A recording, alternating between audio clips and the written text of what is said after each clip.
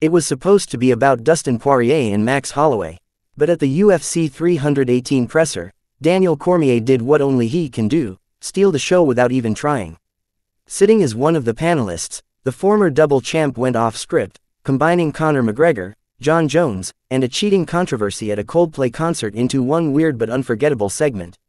As Daniel Cormier and others talked about emotions and legacy, it was quite obvious that one of MMA's most legendary figures would make his way into a conversation as well. However, this time, DC has some truth bombs to drop. Speaking on the Irishman's chances of returning to the UFC soon, DC said, "It'd be good for Conor to come back, but Conor's gotta take care of a couple things." The line surely drew laughs, but what came next turned it into a meme-worthy moment. Remember the one dude at the concert hugging the woman? There's only two people who are having a hard time right now. It's Conor, and that dude that got caught. For the unaware, Cormier brought up the now viral Coldplay kiss cam moment, in which a man later identified as Andy Byron, the CEO of Astronomer, was captured on camera holding a lady who was not his wife but the chief of his very company's human resources department instead. All this sparked an internet outrage and even an internal investigation by the company where he worked. But DC did not stop there. When asked about the chances of Jon Jones being a part of the UFC's White House card for America's 250th birthday despite his massive criminal past, DC replied, "Good question. Well, we always have to pass background checks when Trump's there, and he got the fight, so I'd imagine he will be." Then came the hammer. "If we really needed an American to win, don't we just send Jon Jones?" Cormier added, "Please, seriously, I don't wanna do it.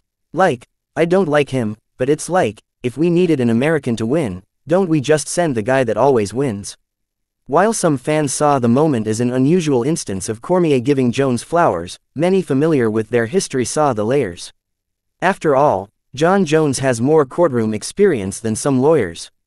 Jones' legal history includes DWI offenses, domestic violence arrests, hit-and-run events, and abandoning the scene of accidents.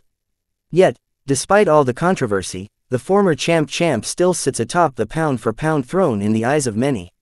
As for McGregor, he, too, enjoys his own share of lawsuits, but the PPV numbers he pulls up are enough to surprise every critic around him.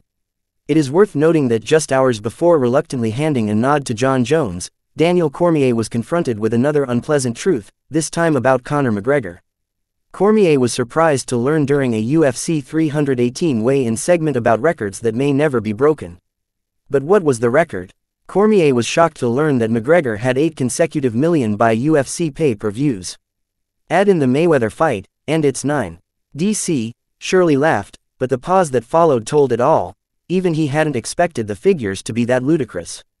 Cormier, the man who has headlined fights and won titles in 2 divisions, was forced to admit something difficult. The Notorious is in a league of his own when it comes to drawing power. Other fighters have had PPV success just by standing across from him. The Irishman streak, which began in 2015, has lasted through prime years, layoffs, injuries, and scandals. Even now, with no recent fights and no clear return date, McGregor is being linked to the UFC's largest ever event at the White House. Jon Jones may be sent to win, but McGregor is sent to sell. And, based on Cormier's reaction, that realization stings much more when it comes from the same guy he's never been able to figure out or ignore.